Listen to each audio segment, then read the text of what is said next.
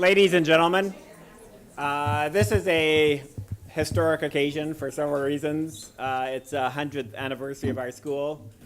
It's also historic because this is a joint GDEC SBI seminar today. And we always see each other, but then we're never together. So GDEC students, put your hands up. Yay, GDEC! And SBI students, put your hands up.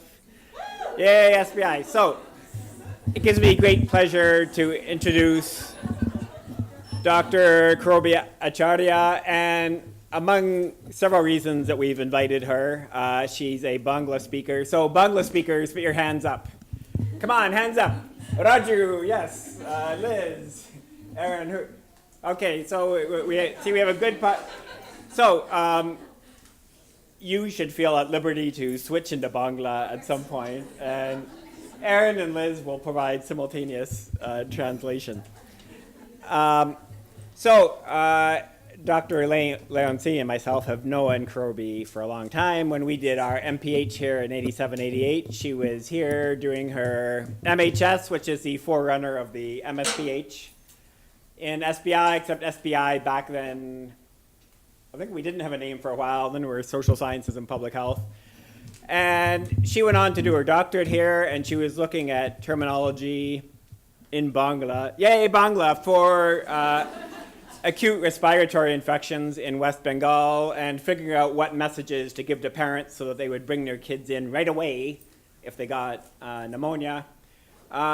She went on to work at a number of different places. She worked for a number of years at Academy for Educational Development, which is now part of FHI 360, and later worked at Ashoka, and now she's working at Robert Wood Johnson Foundation. Throughout her working career, she's been very focused on communities and hearing from communities and figuring out how to incorporate their input in a real way, not a fake way, into planning and into how we do what we do in public health. She now has a very interesting job at Robert Wood Johnson Foundation, which involves scanning the rest of the world and see what lessons are there out there that we could bring to the United States. And this builds on a long tradition in our department. And in fact, one place this has happened is in the work of the Center for American Indian Health. Put up your hand, Center for American Indian Health. Yay! Where early on, like we had developed ORS and we're using it everywhere but United States. And then Matthew Santosham had the strange idea that it might also be useful in this country, although all the noted pediatricians said no way. But then he was able to demonstrate in Arizona and elsewhere that actually humans are humans, and if it works in humans out of this country, it also works in humans in this country. And so we started using ORS here. So now Karabi is building in that famous tradition to see, well, what other nuggets of wisdom, pearls of experience are there out there that we could bring here? So without wasting any more time, I'd like to welcome Dr. Karabi Acharya.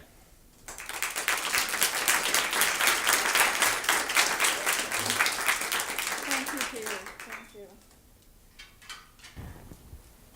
Wow, well, it is, thanks.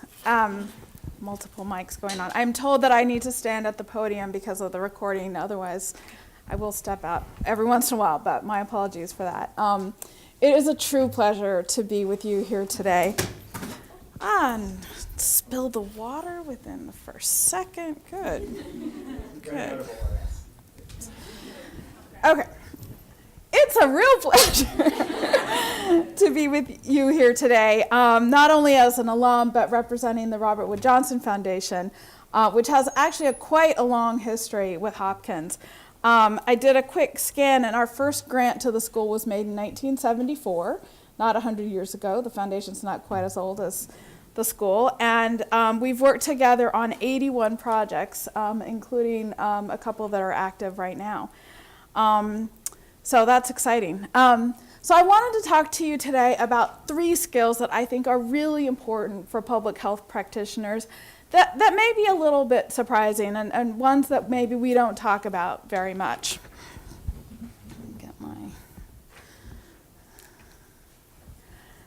So you all know what this is. Personally, I hate these kinds of forms. I imagine that for some of you, it's as difficult as it is for me to pick a box. Am I Indian? Am I American? Am I white? Am I something else? All of the above. I don't like picking a box. I chose public health as a career because I wanted to work on the root causes of poor health and the social determinants of health and well-being. And I joined the just beginning social and behavioral interventions program.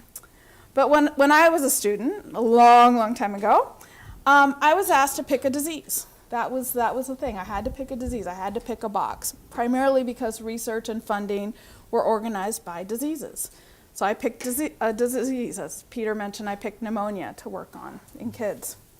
In my career, people have constantly asked me to pick a box. Am I an anthropologist? Am I a public health professional? Am I a researcher, or am I a program person? At Robert Wood Johnson, we're working with grantees and partners to work on the root causes of poor health in order to build what we call a culture of health. Because for too long, Americans have defined being healthy as simply not being sick. And yet we all know that health is dramatically influenced by income, education, ethnicity, and where we live. We know that people's health is determined far more by their zip code than by their genetic code.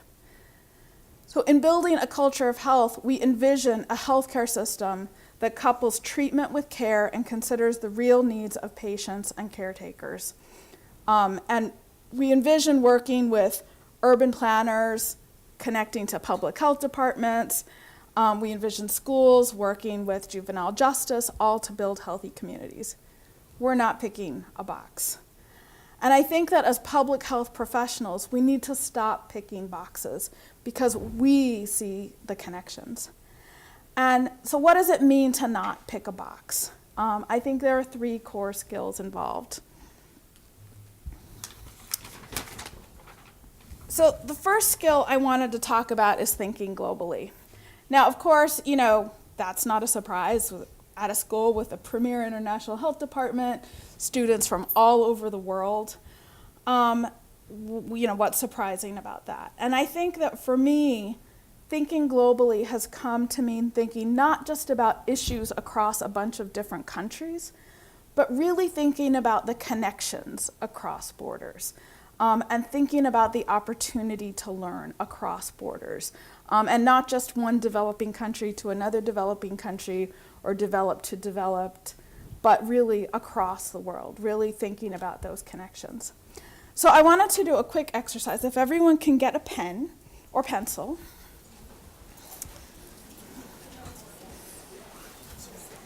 And look up at the ceiling. Hold it up like this. Look up at the ceiling with your pen or pencil. Yeah. Share if you need. Borrow one.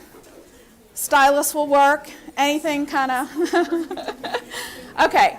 So imagine that there is a clock on the ceiling. Okay? And I want you to move your pen in a clockwise direction on that clock on the ceiling. Okay? In about 1 foot diameter circle. Okay?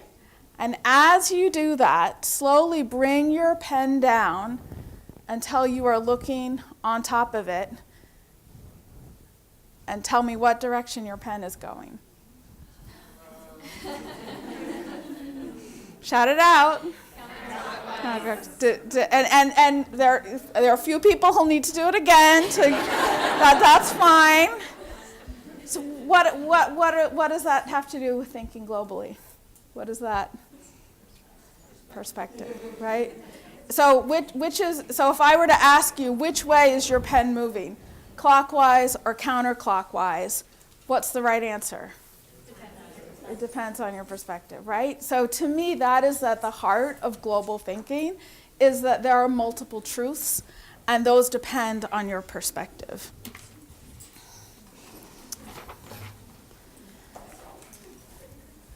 So it's obvious. We know that we live in an interconnected global society. This is a slide of international trade routes, which I thought was pretty stunning in terms of how many there are. And you can imagine that in addition to the flow of goods and products, this is also the flow of people, of ideas, We know we live in an interconnected global society. We have no choice really but to think globally. We know that climate change is a global crisis impacting people's livelihoods. We know that factories in Pittsburgh and Beijing have transformed farms in Tanzania and Thailand. China's financial instability and Europe's debt crises are our problems too. And of course, this group knows very well that diseases don't respect national boundaries. Public health practitioners don't have the luxury of pretending that Zika is not our concern. But there's another reason to think globally. The team that I lead, as Peter said, is really focused on learning about effective approaches in other countries that could be adapted to work in the US. So there are cities in Colombia and Mexico where they closed down 40 miles of streets to traffic on one day a week, usually Sundays, so that children and families can get on bikes and walk and feel safe while they're getting exercise. And some cities in the US have similar programs, but they tend to close down the streets once a year versus once a week, and often they just close down a few blocks. They don't have the dose or the duration of the Colombian approach that's really critical for physical activity. So today we're working with Gil Penalosa, who is the former Parks Commissioner in Bogota, Colombia, and the organization that he founded called 880 Cities to bring this approach to the United States, and it's honestly spreading like wildfire across cities in the US. What else are we learning from abroad? We at the foundation have invested for a while in efforts to reduce gun violence in the US, including some work we've done with Daniel Webster here at Hopkins. And within the global team, we're also looking at what can we learn from abroad in this regard. So in Cardiff, Wales, there's been a significant reduction in violence due to a model that connects police data with emergency room data, so that the people working in law enforcement, public health, and community organizations can understand where, when, and why violence is most likely to happen, and then develop programs to address them.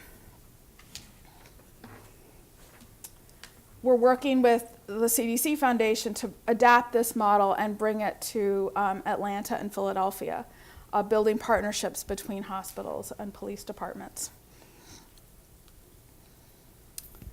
Here's another example of something we're learning from another country. So we're working with Dartmouth and Sweden's Karolinska Institute to adapt the Swedish Rheumatology Quality Registry, or SQR, for people with cystic fibrosis. The SQR is a data system that allows both patients and doctors to share information about symptoms, health, quality of life, and really do some detailed tracking about what is working and what is not working for them and so to manage the complex disease of cystic fibrosis.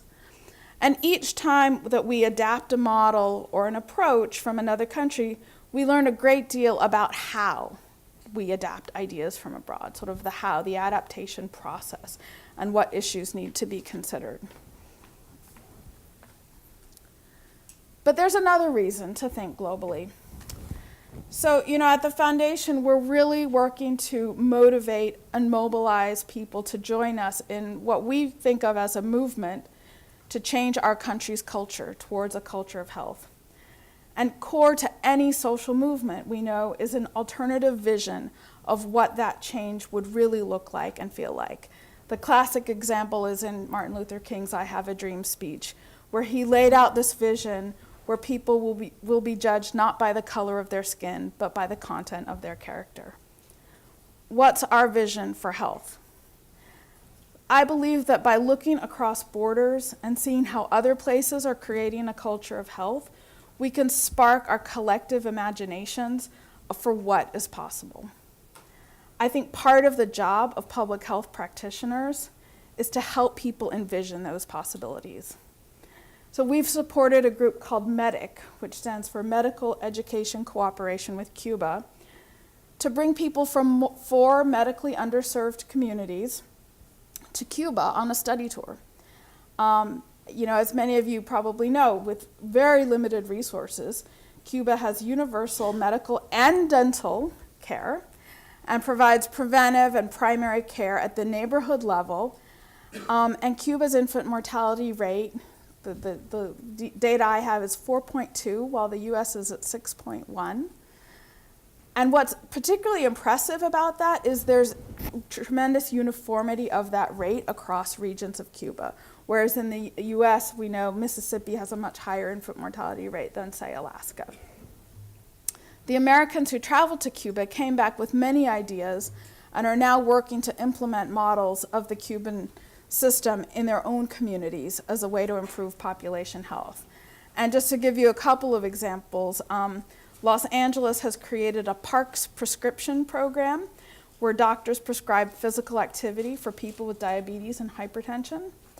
In Albuquerque, they've created walking groups with doctors so that doctors can learn a bit about the social and community context of their patients to sort of try to demedicalize those chronic conditions. So the second skill I wanted to talk to you about is systems thinking. And I wanted to start with a slinky. Okay, so everyone see the slinky? Why is the slinky bouncing up and down? Just shout out. Gravity. Yeah. Okay, gravity, that's the going response. Okay.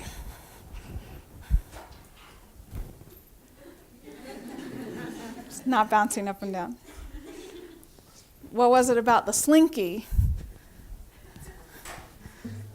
It's got the spring, right?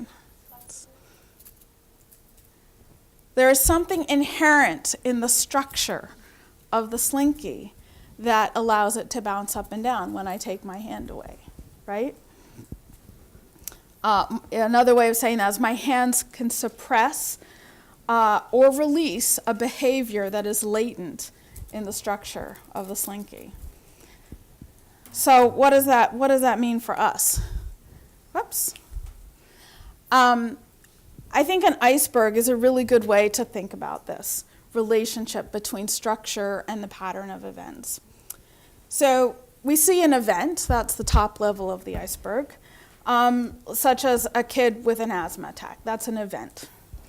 As good public health folks, we look for patterns in those events, sort of very classic epidemiology. We look for where there are higher rates of asthma. And we might notice that, for example, there are higher rates of asthma in areas where there's poor housing conditions or where there's a lot of traffic congestion. Those are the patterns of those behaviors or events. But if we go a step further, we look for the underlying structure that is producing those events. And so that might be things like zoning regulations, poverty, which restricts housing choices, structural racism, things like that. We're looking for the structure that produces those patterns, that produces those events. And I believe we really need to understand the relationship among these three levels. This is one of the core insights of systems thinking. So I have two stories to illustrate this. So this group, I know you've got the answer to this question. What are the leading causes of child mortality?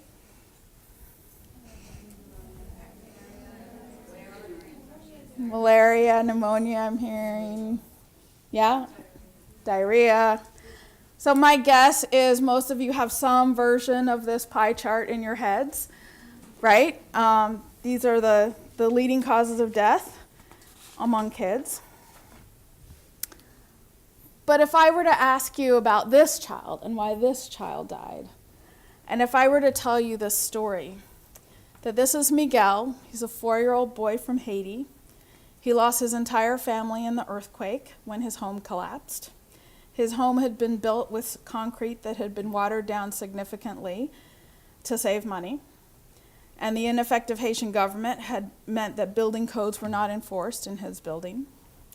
Miguel ended up in a tented camp run by a local disaster relief organization.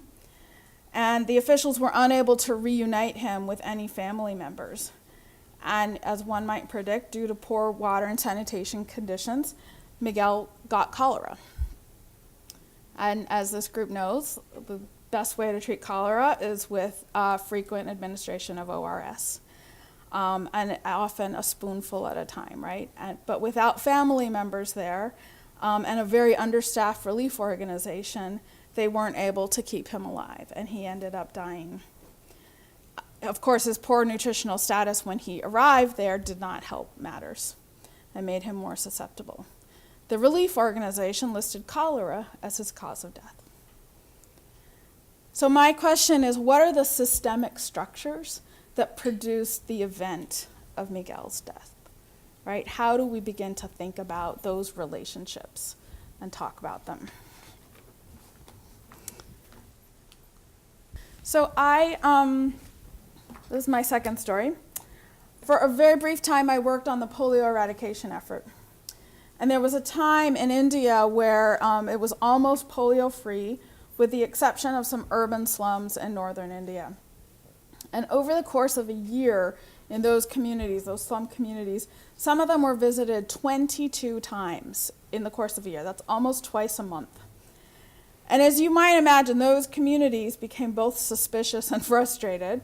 And one group refused to allow any more vaccinations to be given until they got clean water in their community. They just flat out refused. And of course, we know polio is often transmitted by contaminated water. So there was a certain logic there. And this raised a lot of questions for me.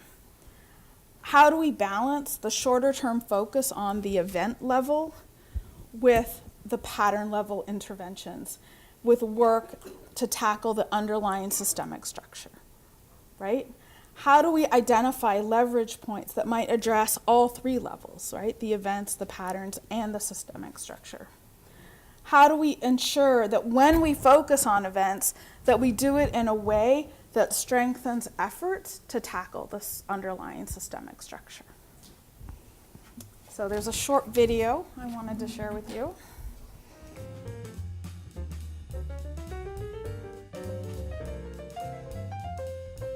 In the 1950s, the Dayak people of Borneo, an island in Southeast Asia, were suffering from an outbreak of malaria, so they called the World Health Organization for help. The World Health Organization had a ready-made solution, which was to spray copious amounts of DDT around the island. With the application of DDT, the mosquitoes that carried the malaria were knocked down, and so was the malaria. There were some interesting side effects, though. The first was that the roofs of people's houses began to collapse on their heads.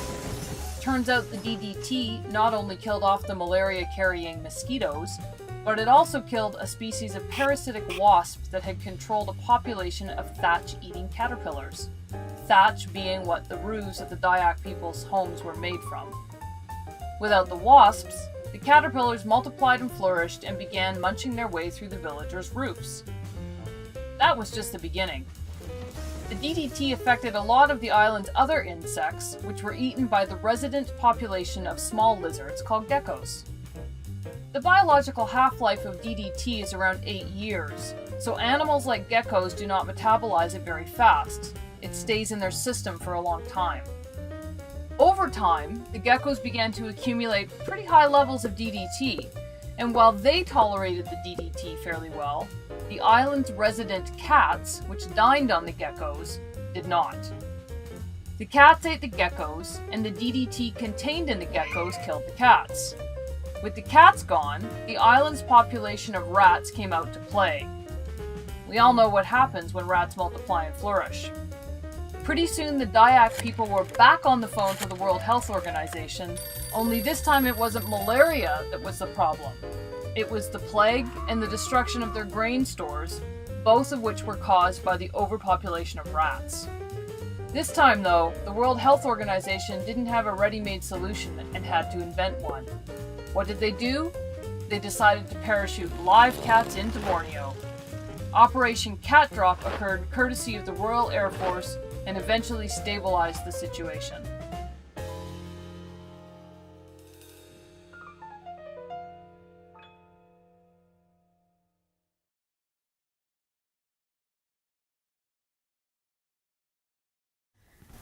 By the way, that is a true story.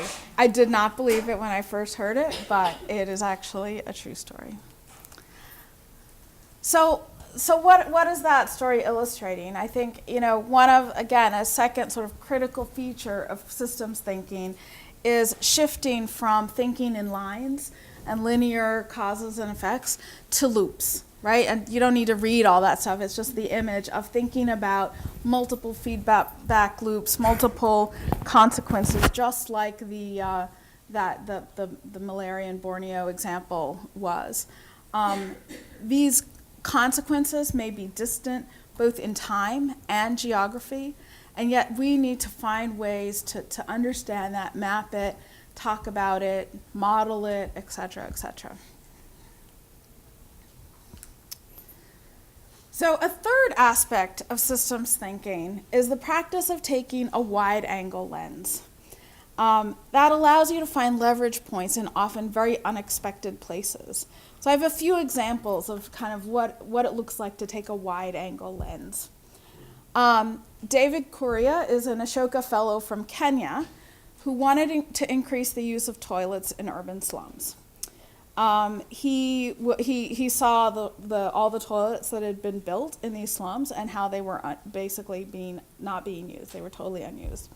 And he spent some time using solid anthropological techniques like key informant interviews, participant observation, to try to understand why people didn't use the existing toilets. And he discovered two main reasons. One, they were filthy when they were being used initially.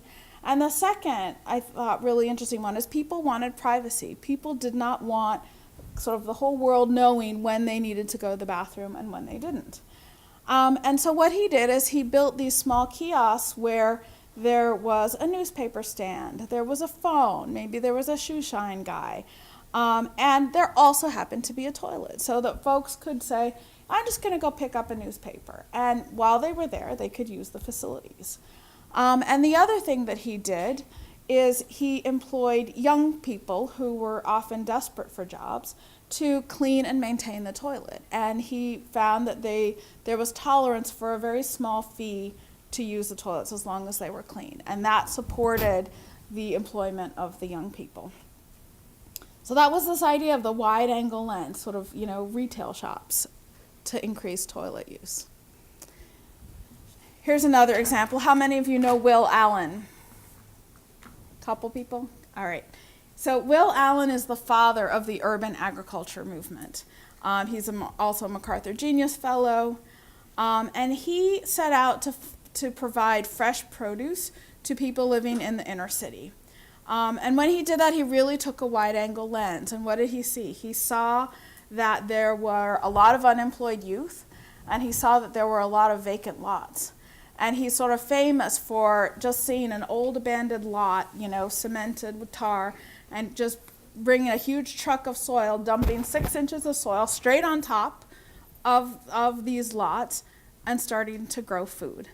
And he employed the youth to help to produce that food. So that got them engaged in growing the food. So he talks about growing soil, because there's a whole composting component. He talks about growing food, and he talks a lot about growing farmers. He believes very strongly that the key to good food is food being grown where people live.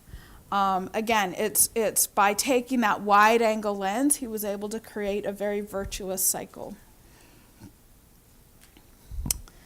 Another example. So Frank Kaufman is an Ashoka Fellow from Germany. He's a physician who was very concerned about the rise in breast cancer rates in Germany. Germany has one of the highest breast cancer rates and one of the lowest rates in mammogram screening.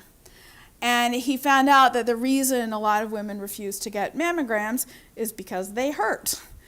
And he took a wide-angle lens and came up with this idea of training blind women who have very, very fine senses of touch to do manual breast exams along sort of a grid system.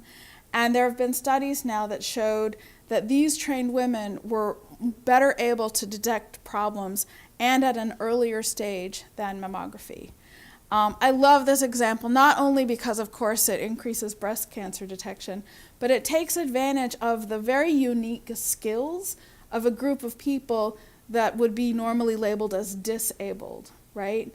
In this situation, they are better able than people with sight to do this work. So my favorite story about taking a wide-angle lens is the story of Bart Region. So Bart Region is another Ashoka Fellow that I got to know. When Bart was a little boy, he loved rats. He loved everything about them. Had many of them as pets. He studied them, read everything about them. And as an adult, he became very concerned about the issue of landmines. And from his knowledge about rats, he knew that rats were incredibly smart and could be easily trained. And he, after a lot of experimentation, discovered there's this one species of African rat that was sort of particularly good at all of this. And he trained them to sniff out landmines.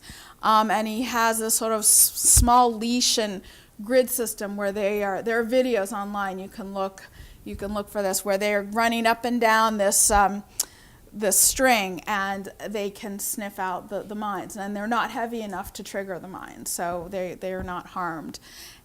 He has cleared over 2,000 hectares of land using this system. It's cheaper and more effective than the traditional system and less dangerous. He is now using rats to detect positive TB sputum samples.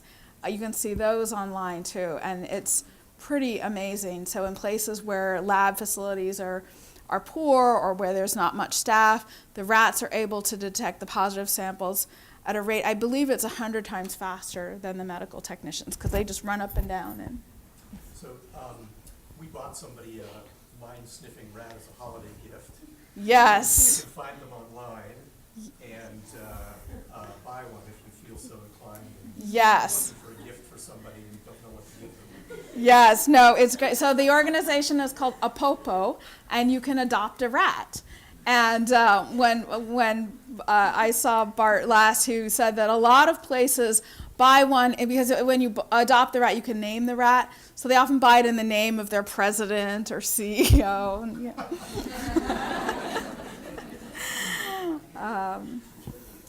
So the power of a wide-angle lens, right? If we believe, as I've come to believe, that really everything is connected to everything else, we can take the things that we love, rats as a kid, that was not my particular love, but and connect it to things that we end up caring a lot about later on.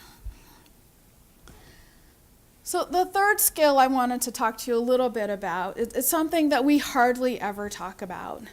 And it's about harnessing the power of emotion and this idea of bringing our emotional selves to work. It's sort of yet another box that we have to pick. Are we going to be sort of objective scientists, or are we going to be emotional humans? To me, that's a false dichotomy. So of course I have a story. So about a month after the Deepwater Horizon spill in the Gulf of Mexico in 2010, there was a TEDx event in Washington, D.C. to talk about the disaster. Most of the talks were given by scientists and environmentalists. These were serious scientists with big names, and they had managed to find time to squeeze in this TED Talk between meetings at the White House. Most were men. Many were sort of toxicologists and biologists and chemists. They were excellent speakers, and they made some very, very complex data almost comprehensible. And the audience was generally attentive. There was, the normal wrestling or, vibrating cell phones. But on 2 occasions, 2 different men choked up as they were speaking. One man was talking about a dolphin that seemed to be asking for help. And another man was talking about the effect of this on local fishermen. And in a simple, honest, and utterly human moment, they just choked and kind of held back a tear. And in that moment, the audience was utterly still and quiet. And in that moment, each of us sitting there, we knew this spill was bad. They were worried, and we were worried too. It's the only thing I remember from that day. I don't remember the data. I remember they were so worried that they choked up. as public health practitioners, we need to remember to bring our emotional selves to work every day. We can't forget why we chose to do this work in the first place. We have to find ways to be true to that and to our values. People will work with us because they know what we're doing matters to us, and therefore it should matter to them. So I have a short radio clip that I wanted to share with you that is another aspect of this bringing our emotional selves to work. And that's in the work we do, shifting from sympathy to empathy, from a them to an us. So I want to play a radio clip for you about the experience of some relief workers who went to Haiti to help right after the earthquake that illustrates the shift from sort of a them and we're helping them to an us. And as we listen, it's a radio clip, so I invite you to kind of, close your eyes and just listen deeply.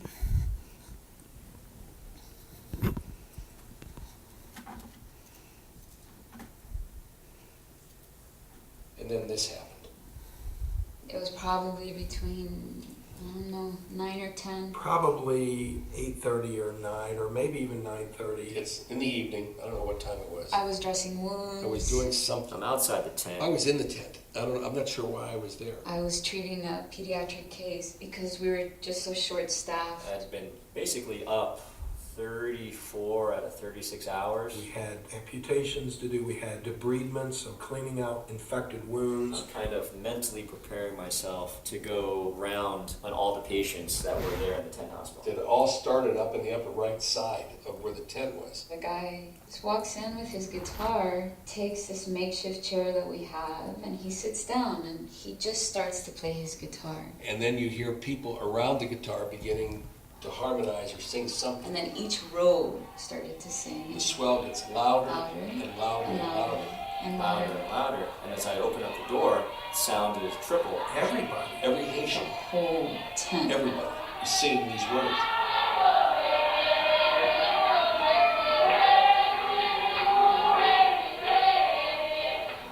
It stopped everything. It stopped all of us. All the sounds of trauma just went away. It felt like it consumed all of Port-au-Prince. It was that loud.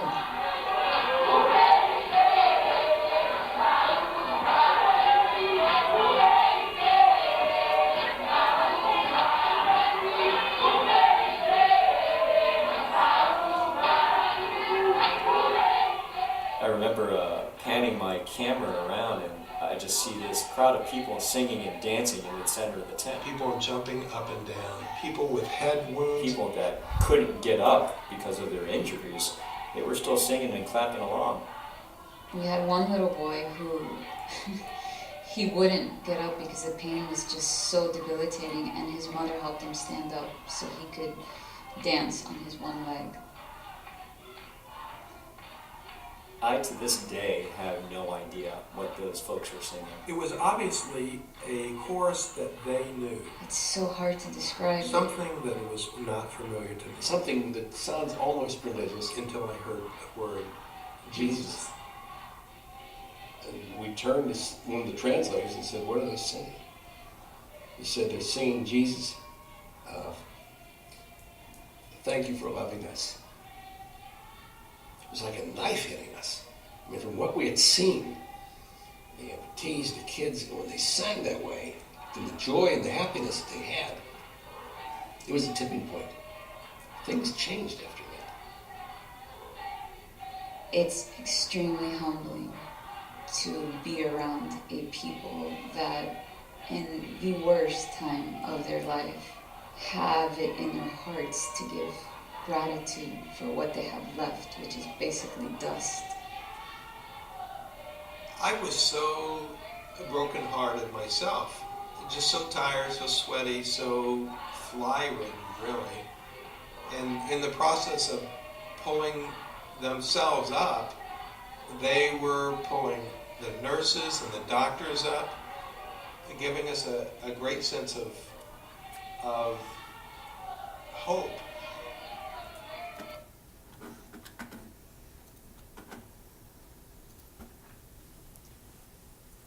So I want to invite you just to take a moment of silence to reflect on a time when you felt that shift from from sympathy to empathy, from a them to an us. So just take a moment. So, how we show up emotionally will be different for each one of us. It can be extremely hard and even risky at times. Our professionalism may be questioned, but I invite you to practice it, because there is such power of connection when we choose not to pick any boxes and show up with all that we are. One last thing before I open for questions. Tomorrow we are launching an open call. We're actively looking for ideas that have worked in other countries that might be adapted, that have the potential to be adapted in the United States.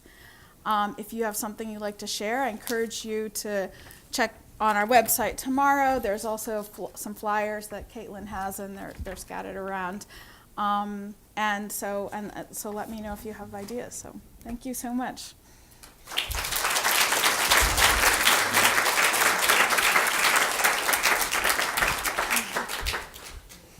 Thanks. So we have a few minutes for questions, if anyone, and you need to use the mic because we're being recorded.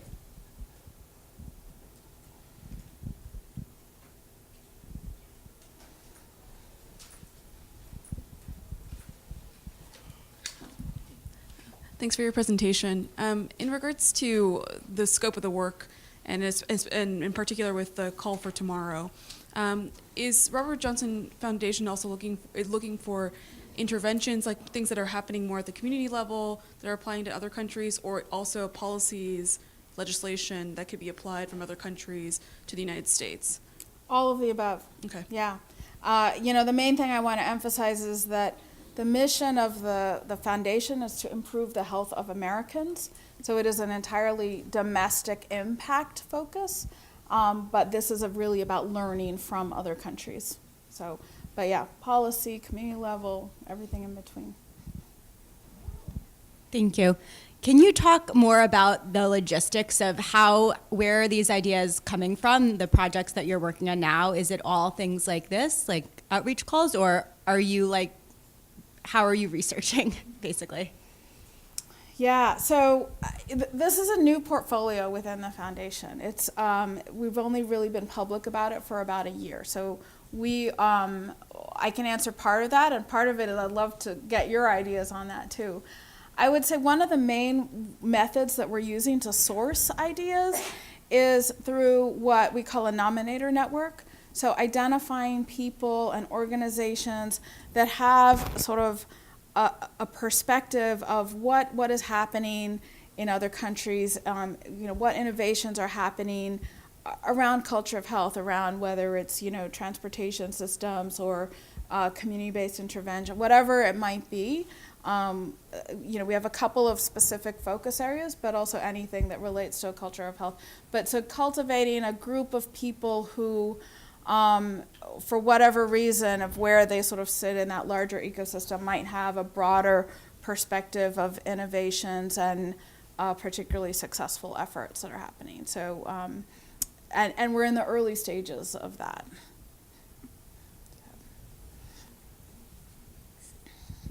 Are there certain populations you're looking to target, or is the shift in thinking on a national level for interventions that you're looking for?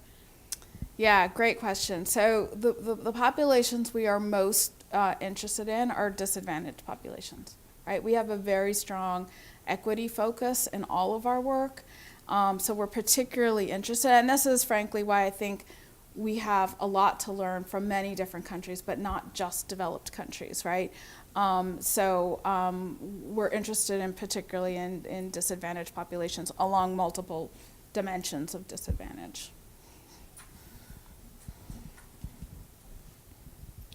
So I want to take you back to the early part of the presentation when you were talking about the young boy from Haiti who died from cholera and the idea of the iceberg and having to look at the system structure. One thing that always surprises me, or often surprises me about public health, is that we think it's politically neutral. And so I wonder if you would say a little bit about the politics that underlies this. And in that, students often ask me, so in our program, SBI, we always tell people to think about the structural elements and the politics behind health. But what do we do about it? It's easy to talk about giving somebody ORS. It's hard to talk about dealing with the structural inequalities that cause situations like what happened in Haiti or what happened in Baltimore last spring. So I wonder if you could say a little bit about your thinking on that and any advice you'd have for us as faculty members and students. Thanks for asking the easy question. You know,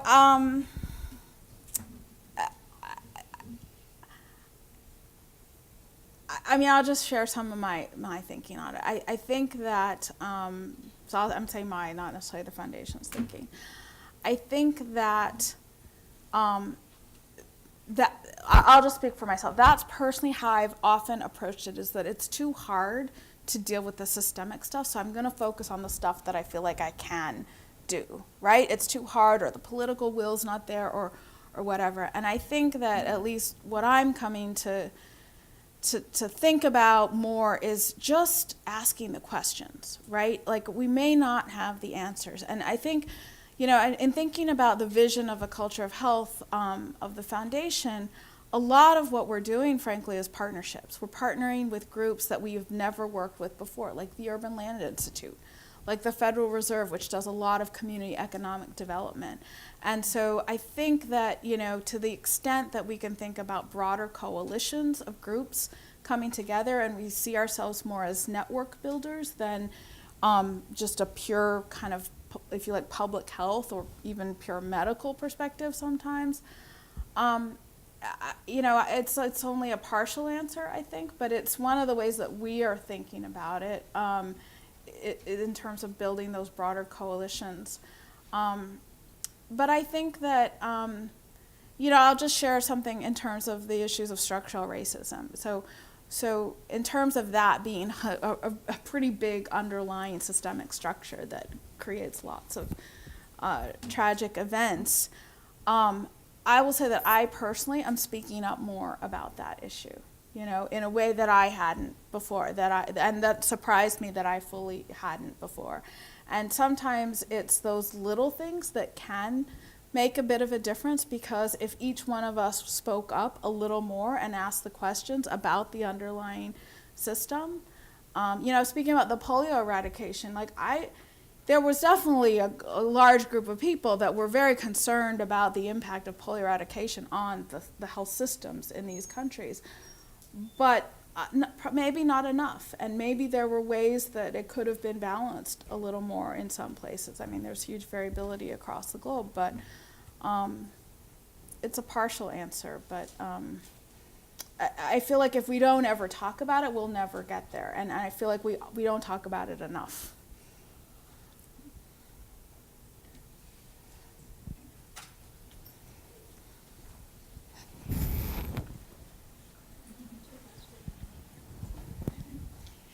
Thank you again for your presentation.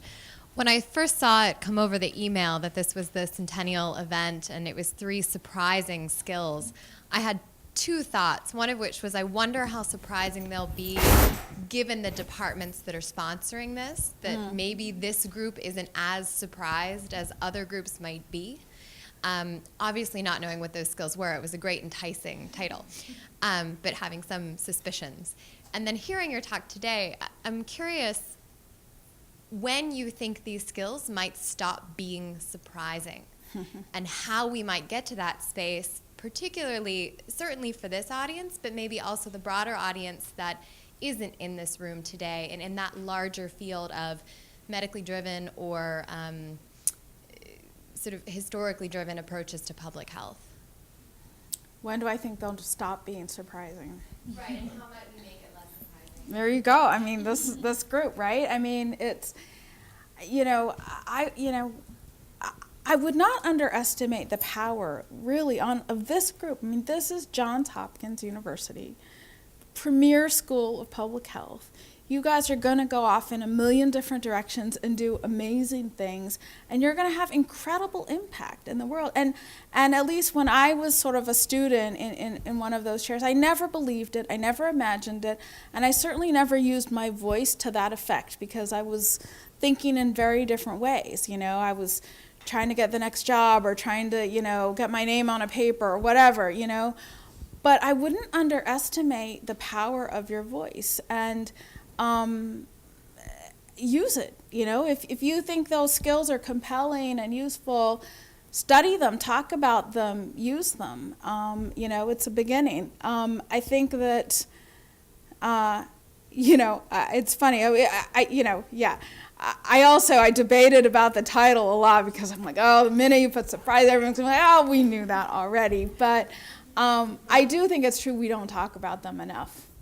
I don't know that they're particularly surprising, but we don't talk about them enough and we don't study them. Systems thinking in particular, it's a huge field of study that I think there should be a year-long course in every school of public health everywhere kind of thing,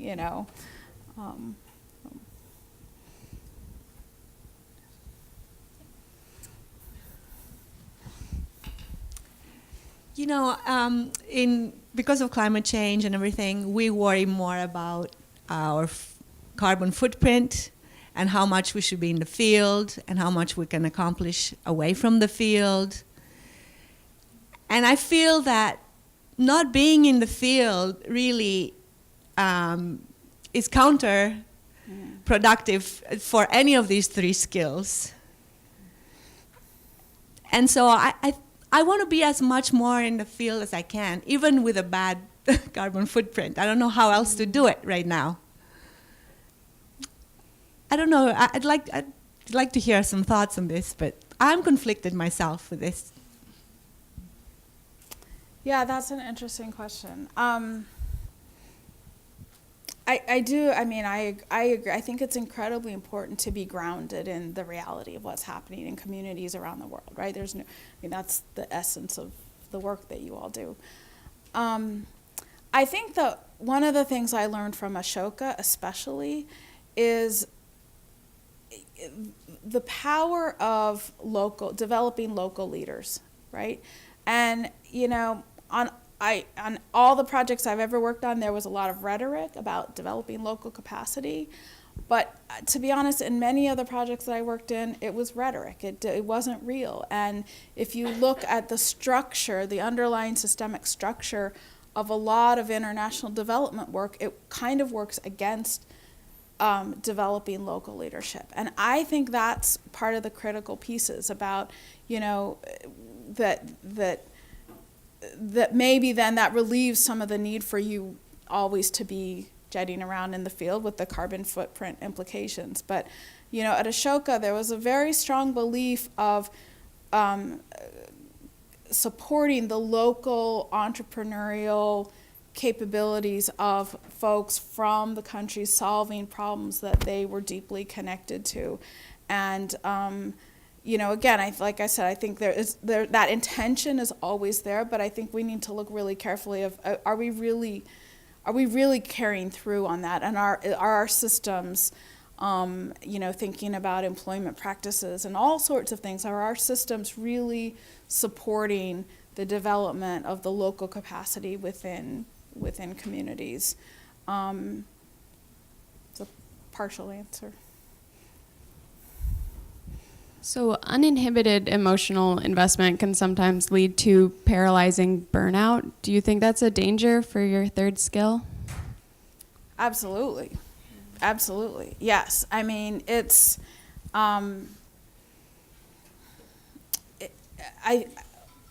yes. Absolutely. And I think that's why it's such an individual journey, right? It is such an individual journey of figuring out what's going to work for you. But, I know for me, it's only very recently that I will even talk about this because I feel like it was sort of, if you like, schooled out of me, right? That no, you're a professional, capital P, and especially as a woman, it's harder to kind of bring your emotions to work because people make judgments about you. And so to me, it's a very deeply personal journey, and what's going to work for one person is not going to work for another. And partly it's at an individual level, but partly it's also in our programs. How do we bring in and harness the capability of emotion, something that ad agencies have really figured out in a pretty brilliant way. And with social marketing, we do a bit of that, but I think we could probably do a lot more, but yes, you have to figure out for yourself, you have to put your own oxygen mask on first, of course.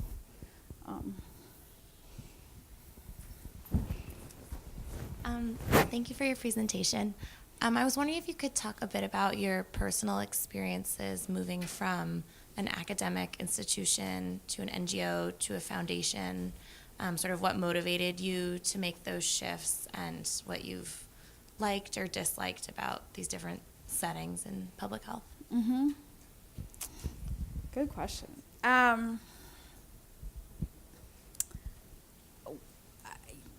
Good question, a hard question, but I'm trying to think. I guess, when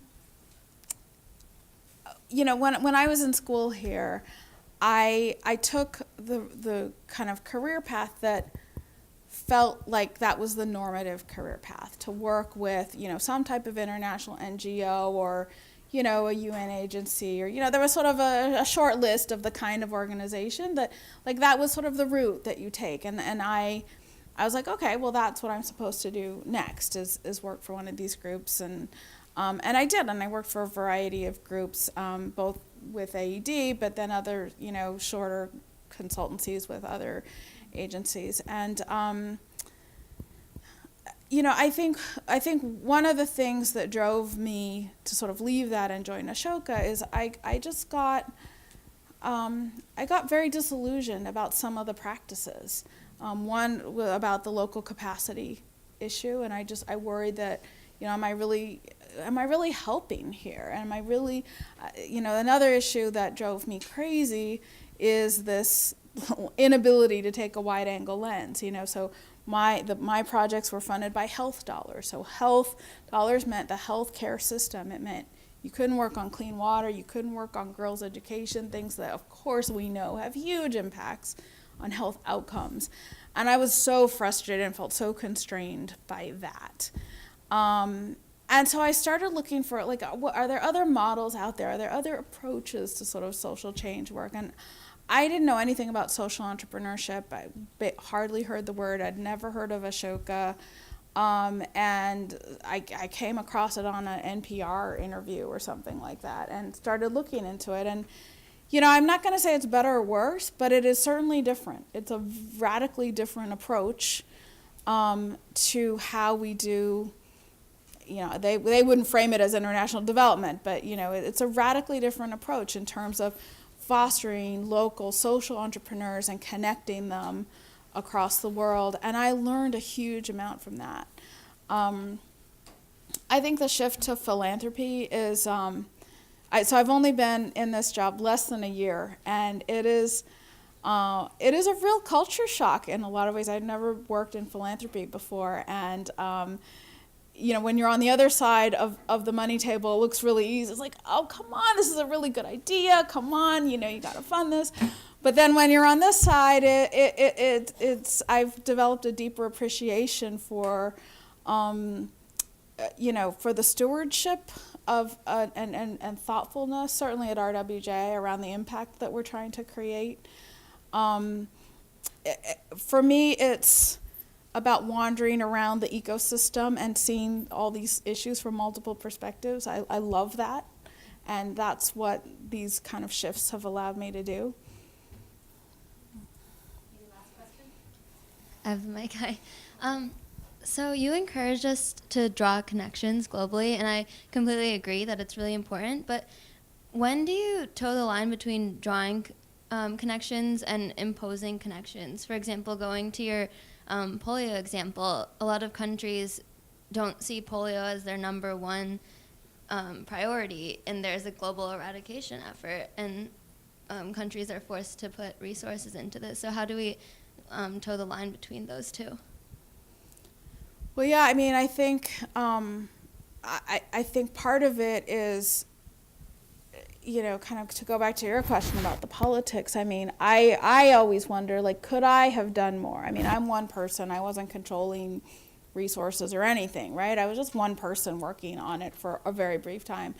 But sometimes I wonder, could I have done more to raise the issue? So if we say, okay, polio eradication is a fact, right? It's a fact. We're not going to change it, and it's a horrible disease. I'm not saying I would want to change it, but could I have done more to draw the connections between those three levels of structure, right? To say that, okay, as we are doing eradication, what can we do? And I believe this has actually happened to a fair amount as some of these criticisms were being raised.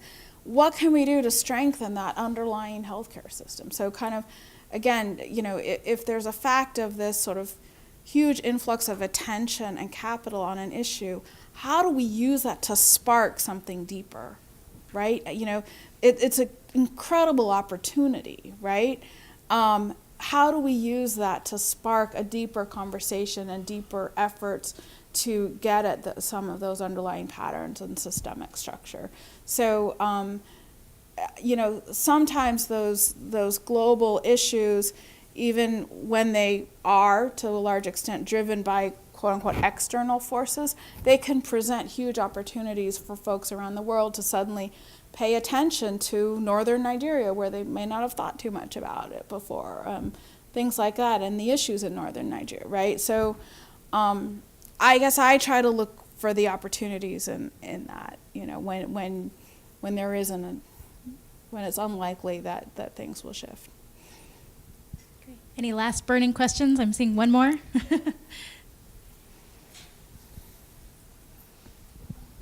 Just first, thank you for this really thought-provoking presentation. Really appreciate your perspective on this stuff. And Steve, thank you for your interesting question on the systems approach. I find we often think in arcs and curved lines, but I find that there's often a disconnect between what we view as our, we're looking at the systems approach, and then there's a disconnect between that thinking and funding mechanisms. And the amount of money that it takes to function in that systems approach, even though we try we're writing a proposal right now that is a systems approach, but oftentimes the ability to test whether something is working or not within all of those arcs and lines and bringing together all of those pieces that would be so influential, as opposed to making that really focused effort. I think there's often a disconnect between that thinking and the funding mechanisms, and wondered, as somebody who's on the funding mechanism side, how Robert Wood Johnson is trying to bridge that gap in thinking and funding. It's a huge question, right? And it's a huge issue. And I think that there's an a lot of work to be done on evaluation tools for programs that tackle complex adaptive systems, right? Our evaluation models, by and large, are they're very linear models for change. And so I think there's a huge amount of work to be done in evaluation theory and methodology. The efforts I know around developmental evaluation, I think, are interesting. I'm not sure they address sort of the kinds of sort of metrics and benchmarks that a lot of funders want and need. I know that there are certain funders that are more and more recognizing that, right? Definitely don't have the answers, but certainly recognizing it and trying to explore and experiment with different approaches to address that. But I think, to me, that's just a huge body of work that needs to be done by some smart people to figure out how do we develop sort of a new framework for evaluation that takes into account the complexity of the changes we're trying to create and enables us then to take that wider view, right, so that we can start tracking some of those changes. I've been very interested and curious about some of the systems modeling work in that regard. So there's a lots of folks. It's primarily happened in the climate change field, but there are some folks working on it in public health. And so that is intriguing to me in terms of, are there opportunities there to say, okay, well, if we tweak this over here and we know it's connected in these very complicated ways, there's computer modeling that can help us to predict different kinds of outcomes and things. I think that could hold some promise, but it is a huge question. Yeah. All right, thank you.